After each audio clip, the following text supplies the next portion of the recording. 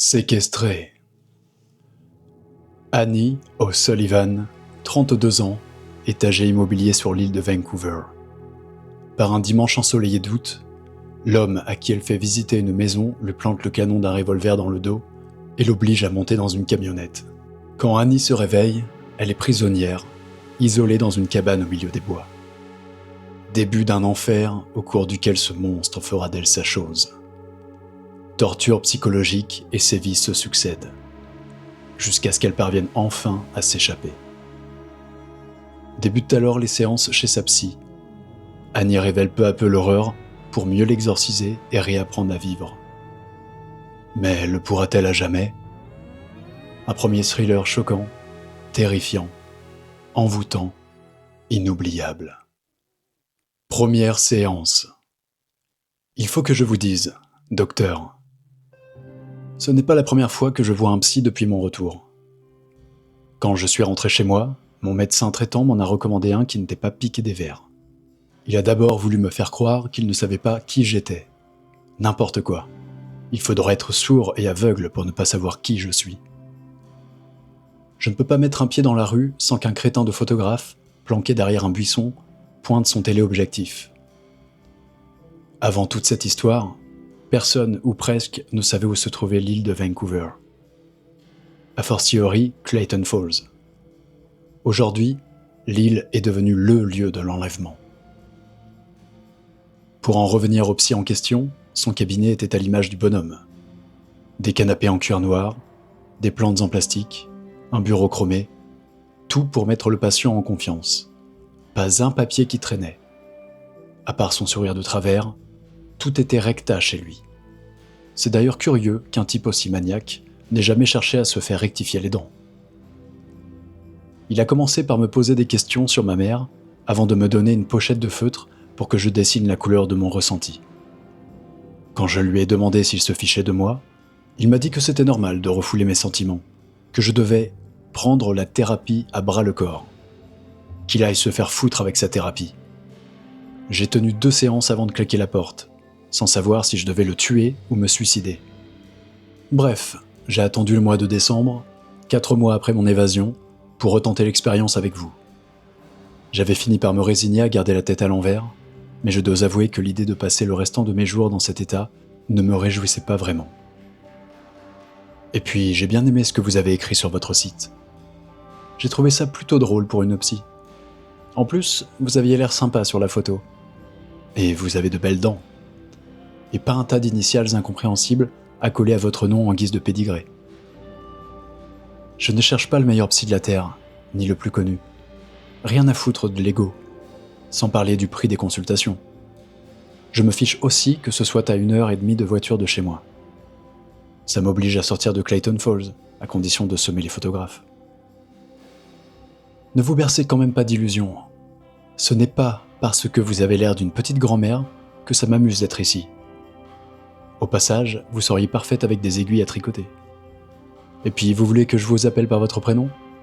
Laissez-moi deviner. Vous appelez Nadine est censé me convaincre qu'on est copines ? C'est ça ? Que je peux tout vous raconter, même les trucs que je préférais oublier et dont je n'ai aucune envie de parler ? Désolé, mais je ne vous paie pas pour être ma copine et je préfère continuer à vous appeler docteur. Tant qu'on y est, mettons-nous d'accord sur les règles du jeu avant de commencer à rigoler une bonne fois pour toutes. Je ne marche que si c'est moi qui décide. Pas de questions. Pas même en douce du genre « Quel effet ça vous faisait quand… » Je suis d'accord pour tout vous raconter depuis le début. Et si j'ai besoin de votre avis, c'est moi qui vous sonne. Ok ? Un dernier point avant que vous ne me posiez la question. Non, docteur, je n'ai pas toujours été aussi chiante. Tout a commencé le premier dimanche d'août. J'avais décidé de m'octroyer une grasse matinée ce jour-là et Emma, mon Golden Retriever, ronflait doucement à côté de moi. À l'époque, je travaillais comme une dingue sur un gros projet immobilier en front de mer. Une centaine d'appartements, ce qui est beaucoup pour Clayton Falls.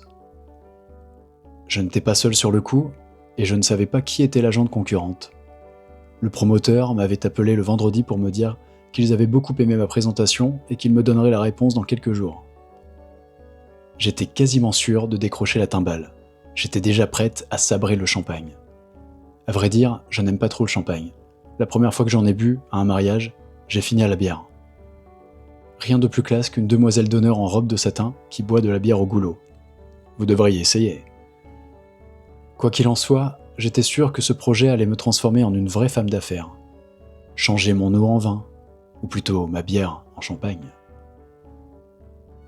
Il avait plu toute la semaine, le temps était enfin beau et chaud, assez pour que je porte mon tailleur préféré. Un ensemble jaune pâle, d'un tissu incroyablement doux, qui donne l'impression que j'ai les yeux noisettes alors qu'ils sont d'un brun parfaitement quelconque. En général, j'évite de me mettre en jupe parce que je ressemble à une naine avec mon mètre 53. Mais ce tailleur-là m'allonge les jambes et j'avais même mis des talons. Je sortais de chez le coiffeur, j'avais une coupe courte qui m'allait très bien et je me souviens d'avoir poussé un petit sifflement en me regardant une dernière fois dans la glace de l'entrée, à l'affût de cheveux blancs. J'ai eu 32 ans l'an dernier, mais les cheveux noirs, ça ne pardonne pas. Le temps d'embrasser Emma, il y a des gens qui touchent du bois, moi je touche ma chienne. Et j'ai quitté la maison. La journée s'annonçait plutôt tranquille. J'étais censé organiser une journée porte ouverte chez des clients. J'aurais préféré ne pas bosser, mais mes clients étaient pressés de vendre. Un couple d'Allemands très sympa. La femme m'avait même préparé un gros bavarois au chocolat, alors je pouvais bien faire ça pour eux. Luc, mon copain, devait venir dîner ce soir-là en sortant du boulot. Pour info, il tient un resto italien. Il avait travaillé tard la veille et je lui avais envoyé un texto du style « Trop contente de te voir ce soir ». Au début, je voulais lui en écrire un avec des icônes comme il m'en envoyait tout le temps, mais j'ai trouvé les motifs un peu trop cucu. Des lapins, des écureuils ou des grenouilles en train de s'embrasser. Alors j'ai fini par me rabattre sur un texto normal. Je suis plutôt expansif de nature, mais avec ce projet de résidence en front de mer, je le négligeais un peu depuis un moment. Luc n'est pas du genre à se plaindre, mais comme j'avais récemment annulé 2 ou 3 rencarts à la dernière minute, j'avais envie de me faire pardonner. J'étais en train de me battre avec les pancartes pour l'opération Portes ouvertes que j'essayais de fourrer dans mon coffre sans me mettre de la terre partout. Quand mon portable a sonné, je me suis précipité sur mon sac en pensant que c'était peut-être le promoteur. « Tu es chez toi ?» Ma mère. « Sur le départ, je vais chez des clients. »« Tu continues à vendre des maisons ?» On se posait la question avec Val, et elle me disait qu'elle ne voyait plus tes pancartes nulle part. « Tante Val ?» Il faut vous dire que maman s'engueule avec sa sœur plusieurs fois par an. Chaque fois, elle décide de ne plus jamais lui parler de sa vie. Figure-toi qu'elle m'a invité à déjeuner l'autre jour, comme si de rien n'était. Après m'avoir insulté la semaine dernière, mais je n'ai rien dit. Avant même qu'on ait commandé, elle me sort que ta cousine vient de vendre une propriété sur le front de mer. Tu le crois, ça ? Val prend l'avion demain pour Vancouver. Elles vont aller faire du shopping au Robson Street. Tu peux être sûr qu'elles vont s'offrir des vêtements de marque. 1-0 pour tante Val. Je me suis pincé pour ne pas éclater de rire. Tant mieux pour Tamara. De toute façon, elle aurait l'air d'une princesse même vêtue d'un sac de pommes de terre. Je n'ai pas revu ma cousine depuis qu'elle a quitté l'île à la fin du lycée, mais tante Val passe son temps à nous envoyer des photos par internet pour nous montrer à quel point ses enfants sont beaux et ont réussi. J'ai dit à Val que tu étais plus conventionnel dans tes goûts. J'ai des placards pleins de vêtements, maman, et je me suis arrêté à temps. Pas question de me laisser embarquer là-dedans. Je n'avais pas du tout envie de parler fringues avec quelqu'un qui se met sur son 31 pour aller chercher le courrier. C'était perdu d'avance. Maman est encore plus petite que moi, mais je ne fais pas le poids face à elle. Avant que j'oublie, tu pourras venir déposer ma machine à expresso ? Elle n'a pas répondu tout de suite. Tu veux dire aujourd'hui ? Oui, maman. C'est que j'ai invité des voisines à prendre le café demain. Tu as le temps de tomber à pic, ma fille. Désolé, maman, mais Luc dort ce soir à la maison et je voudrais pouvoir lui servir un café demain matin. Je croyais que tu me l'empruntais uniquement le temps de t'en acheter une. Oui, mais on n'a pas eu le temps avec ton beau-père. Je vais être obligé d'appeler mes amis pour décommander. Super, maintenant, c'était moi la sale conne. C'est bon, je me débrouillerai autrement. Je passerai la prendre dans la semaine. Merci, Annie, chérie. Les actions de la sale conne venaient de regrimper en flèche. Y a pas de quoi, mais j'en aurais besoin. Inutile, elle avait raccroché. J'ai fourré mon portable dans mon sac en grinçant des dents. C'est toujours le même scénario. Elle me raccroche au nez quand elle ne veut pas entendre la suite. Je me suis arrêté à la station-service du coin pour acheter un café et des magazines. Ma mère adore la presse People. Moi, j'en achète rarement. histoire de passer le temps entre deux visites. Je me souviens de la photo d'une fille disparue sur la couverture d'un de ces magazines. En voyant son sourire, je me suis dit qu'elle devait être comme tout le monde avant que la planète entière s'intéresse à elle. J'ai passé ma journée à attendre le chaland. Les gens préféraient sans doute profiter du beau temps et j'aurais dû les imiter. 10 minutes avant l'heure de remballer, j'ai commencé à rassembler mes affaires. J'allais mettre les prospectus dans mon coffre quand une camionnette beige s'est garée dans l'allée, juste derrière ma voiture. Un type dans les 45 ans s'est approché de moi avec un grand sourire. « Je vois que vous alliez repartir. C'est ma faute, je m'y prends toujours au dernier moment. Ça vous ennuierait que je visite rapidement ?» J'ai failli refuser. J'avais envie de rentrer et je devais encore aller faire des courses. Mais il m'a vu hésiter et il s'est planté devant la maison, les mains sur les hanches. « Waouh !» J'en ai profité pour le regarder en douce. Son pantalon de toile n'avait pas un pli, ce qui plaidait en sa faveur. Personnellement, j'ai tendance à plier les vêtements directement en les sortant du sèche-linge. Je me suis demandé pourquoi il portait un blouson, même léger, par un temps pareil. Il avait des baskets d'un blanc immaculé et une casquette d'un club de golf local. S'il en était membre, ça signifiait qu'il avait de gros moyens. Les opérations portes ouvertes attirent pas mal de promeneurs du dimanche, mais j'ai aperçu un magazine immobilier coincé derrière le pare-brise de sa camionnette, et je me suis dit que je n'avais rien à perdre. « Aucun problème, je suis là pour ça.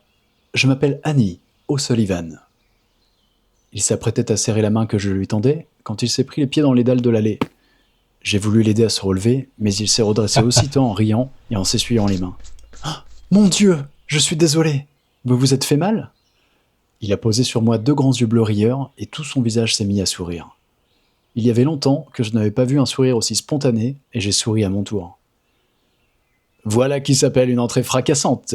Je me présente. David. » Il s'est incliné devant moi dans un geste théâtral et je lui ai répondu par une courbette.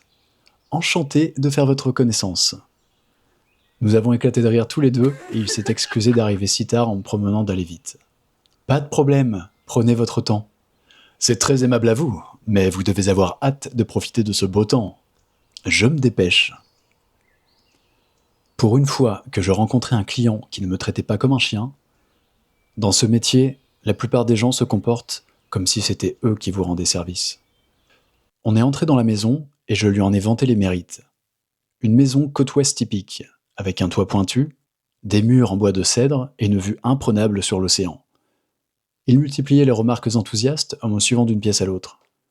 L'annonce précise que la maison a moins de 2 ans, sans donner le nom du constructeur. Il s'agit d'une entreprise locale, Corbett Construction. La maison est encore sous garantie pendant plusieurs années. C'est un bon point, on n'est jamais trop prudent. Il est de plus en plus difficile de faire confiance aux entreprises de nos jours. Vous avez besoin d'un bien rapidement ? Pas forcément, je préfère prendre mon temps. Je me suis retourné pour le regarder et il m'a adressé un sourire. Si vous avez besoin d'un prêt, je peux vous conseiller plusieurs sociétés de crédit. C'est gentil de votre part, mais j'ai les moyens de payer comptant. De mieux en mieux. Savez-vous si le jardin est fermé ? J'ai un chien. J'adore les chiens, quelle race ? Un Golden Retriever. Ce sont des animaux qui ont besoin de beaucoup d'espace. Ce n'est pas moi qui vous dirai le contraire. J'ai une chienne Golden Retriever moi aussi. Elle peut être pénible quand elle ne se dépense pas assez. Tout en parlant, j'ai ouvert la porte coulissante donnant sur le jardin pour lui montrer la clôture. Comment s'appelle votre chien ? J'attendais sa réponse quand je me suis aperçu qu'il se tenait juste derrière moi. L'instant d'après, quelque chose de dur s'enfonçait entre mes reins. J'ai voulu me retourner, mais il m'a tiré par les cheveux si brutalement que j'ai senti mon cuir chevelu se décoller de mon crâne. Mon cœur a bondi et le sang m'est monté à la tête. J'aurais voulu lui donner des coups de pied, m'enfuir, n'importe quoi. Mais mes jambes refusaient de m'obéir. Oui, Annie. C'est bien un pistolet que vous avez dans le dos. Alors, je vous conseille de m'écouter attentivement. Je vais vous lâcher les cheveux et vous allez m'accompagner sagement jusqu'à ma camionnette en souriant. D'accord ? Je n'arrive pas. Je n'arrivais pas à respirer. Il a approché sa bouche de mon oreille. Il s'exprimait à mi-voix sur un ton étrangement calme. Prenez lentement votre respiration. Je lui ai obéi. Maintenant, expirez tout doucement. Ce que j'ai fait, encore. Peu à peu, le contour de la pièce a commencé à se redresser normalement. Il m'a lâché les cheveux. J'avais l'impression de vivre une scène au ralenti. Il m'a poussé en m'enfonçant le canon de son arme dans le dos. On est sorti de la maison comme ça, et je l'entendais fredonner une chanson derrière moi. Devant la camionnette, il m'a glissé à l'oreille. « Très bien, Annie. Si vous obéissez sagement, tout se passera bien. Et n'oubliez pas de sourire. » J'ai regardé autour de moi du coin de l'œil, persuadé que quelqu'un assistait à la scène. Mais il n'y avait personne. Je n'y avais jamais prêté attention, mais la propriété était protégée par un radeau d'arbres, et les 2 maisons les plus proches lui tournaient le dos. C'est une chance qu'il fasse beau. Ce sera plus agréable pour la petite promenade qui nous attend. Vous ne trouvez pas ? Je croyais rêver. Il me braquait un flingue dans le dos, et tout ce qui l'intéressait, c'était la météo. Annie, je vous ai posé une question. Oui. Oui quoi, Annie ? Ce sera plus agréable pour la promenade qui nous attend. Je n'arrêtais pas de me dire, ce type-là n'est quand même pas en train de m'enlever en plein jour. La maison est à vendre, j'ai mis des pancartes à l'entrée, quelqu'un va bien finir par s'arrêter. Ouvrez la portière, Annie. Comme je ne bougeais pas, il m'a enfoncé l'arme entre les reins et je me suis exécuté. Maintenant, montez, comme s'il me laissait le choix avec son flingue. Le temps qu'il contourne la camionnette, j'ai tiré la poignée, mais ça ne marchait pas. Alors j'ai donné un coup d'épaule dans la portière. « Ouvre-toi, bordel !» Je donnais des coups de poing sur le bouton d'ouverture de la vitre, je tournais la poignée dans tous les sens, puis j'ai entendu sa portière s'ouvrir et je me suis retourné. Il avait à la main une télécommande qu'il a brandie dans ma direction en souriant. On est sorti de l'allée en marche arrière et j'ai vu s'éloigner la maison, totalement incrédule. Tout ça n'était pas vrai, j'étais en plein cauchemar. Il s'est arrêté au bout de l'allée et s'est assuré qu'aucune voiture n'arrivait. J'ai remarqué que ma pancarte avait disparu et, en baissant les yeux, je l'ai vu à mes pieds, avec les 2 autres que j'avais placés à l'entrée de la rue. J'ai tout de suite compris qu'il n'agissait pas au hasard. Il avait soigneusement préparé son coup. C'est moi qu'il voulait. Alors, comment s'est passée la journée ? Rien à signaler jusqu'à son arrivée. Et si j'arrachais la clé de contact ? Ou alors, je pouvais appuyer sur la touche de déblocage des portes de la télécommande et sauter en marche avant qu'il ait le temps de réagir. J'ai avancé la main très lentement, en veillant à ne pas attirer son attention. Il a posé une poigne de fer sur mon épaule, en me serrant la clavicule. « Je t'ai posé une question, Annie. Tu es plus aimable d'habitude. » J'ai écarquillé les yeux. Cette journée porte ouverte ? Pas grand monde. Dans ce cas, tu as dû être contente de me voir. Il avait dit ça avec son sourire incroyable. Comme je ne répondais pas, son expression s'est figée et il m'a broyé l'épaule. « Oui, j'étais contente de voir quelqu'un. » Il souriait à nouveau. Il m'a caressé l'épaule à l'endroit où il m'avait fait mal, puis il m'a pris la joue. « Détends-toi et profite de ce beau soleil. Tu as l'air toute stressée. » Il tenait le volant de la main gauche, la droite posée sur ma cuisse. « Je suis sûr que ça va te plaire. »« Où est-ce que vous m'emmenez ?» Il s'est remis à fredonner. Au bout de quelques kilomètres, il s'est engagé sur un petit chemin et a garé la camionnette. Je n'avais aucune idée de l'endroit où on était. Il a coupé le moteur et s'est tourné vers moi en souriant, comme si j'étais sa petite amie.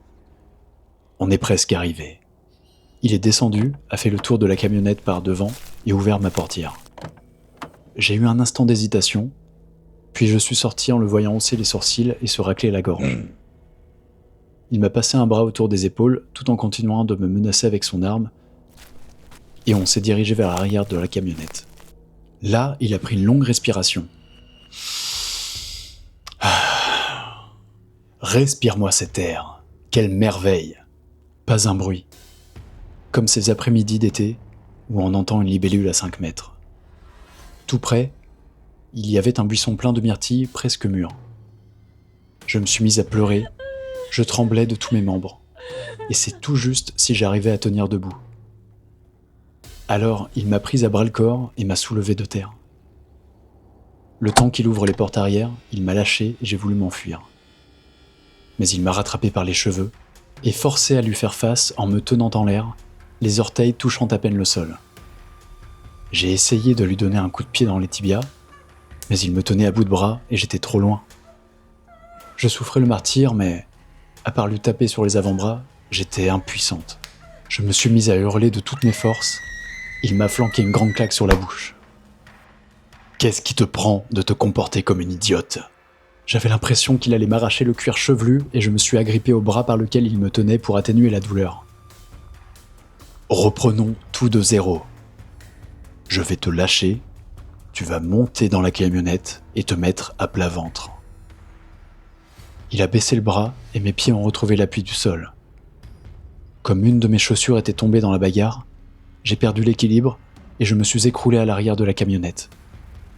Une couverture grise était étalée par terre et je me suis assise dessus en le regardant. Je tremblais tellement que je claquais des dents. Sa tête en contre-jour se découpait dans le soleil. Il m'a forcé à m'allonger en me poussant par les épaules. Sur le ventre.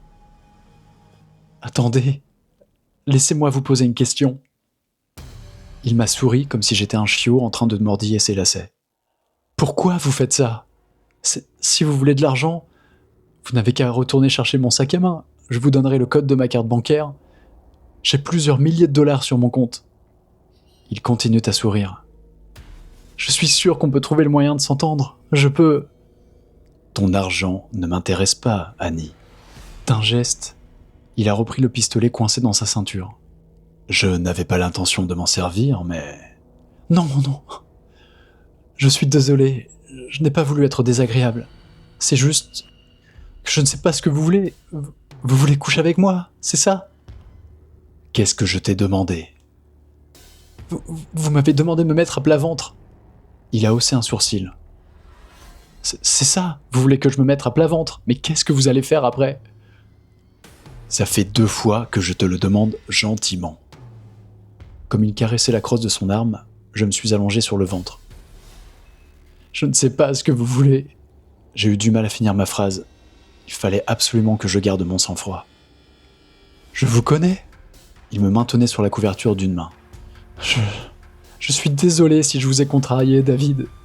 Sincèrement, dites-moi comment je peux me faire pardonner. Je suis sûr... Je me suis interrompu, tous les sens aux aguets. Il était en train de s'agiter, mais impossible d'identifier les petits bruits que j'entendais. Terrorisé, je m'attendais à tout instant à ce qu'il arme son flingue. Je me suis demandé si c'était la fin, si j'allais mourir à l'arrière d'une camionnette, le nez dans une couverture. À ce moment-là, j'ai senti une piqûre à la cuisse, et un éclair de chaleur m'a envahi la jambe. Avant d'arrêter la séance, docteur, je dois vous dire quelque chose. Je veux bien vider mon sac, mais pas question que ce soit à moitié. Quand je vous ai dit tout à l'heure que j'étais flippé, ce n'était pas une figure de style. Je suis angoissé au point de toujours dormir enfermé dans un placard. Après mon évasion, quand je suis retourné chez ma mère et que j'ai retrouvé ma chambre de petite fille, j'avais toutes les peines du monde à sortir discrètement de mon placard le matin sans que personne s'en aperçoive. C'est plus facile maintenant que je vis chez moi, mais je suis encore incapable de mettre les pieds quelque part sans chercher les issues de secours. Une chance que votre cabinet soit au rez-de-chaussée, parce que je ne serais jamais venu si je n'avais pas été certaine de pouvoir m'échapper par la fenêtre en cas de besoin. La nuit, c'est la nuit que c'est le pire. Je ne supporte personne. J'ai trop peur que quelqu'un déverrouille une porte et laisse une fenêtre ouverte. Je suis à la limite de perdre les pédales. Au début, quand je suis revenu chez moi, je me suis dit que le mieux serait peut-être de trouver quelqu'un d'aussi flippé que moi. Comme une conne, j'ai essayé de dénicher une association quelconque, mais ils n'ont pas encore inventé la AEC, l'association des anonymes enlevés par un sanglé. Sans compter que l'anonymat n'a aucun sens quand vous vous êtes retrouvé à la une de tous les journaux et de toutes les télés. Même si j'arrivais par miracle à trouver une association, vous pouvez être certaine qu'il y aurait au moins une bonne âme pour monnayer mes déboires à un canard quelconque en échange d'un écran plasma ou d'une croisière. Je déteste parler de mon histoire, surtout à des journalistes qui mélangent tout. Le nombre de magazines et d'émissions de télé qui m'ont offert de l'argent pour m'interviewer, c'est fou. J'avais beau dire non, ça ne les empêchait pas d'insister. Et Dieu sait que leur fric pourrait m'être utile. Ce n'est pas comme si je pouvais continuer à vivre de mon boulot. Vous connaissez beaucoup d'agents immobiliers qui crèvent de trouille à l'idée de se retrouver seul avec un client inconnu. Quand je repense à mon enlèvement, je revois la scène plan par plan, comme dans un film d'horreur, sans pouvoir rien faire. Chaque fois, je me souviens de la couverture du magazine que j'avais aperçue à la station-service. Et je me dis que c'est au tour des autres de voir ma photo en croyant me connaître.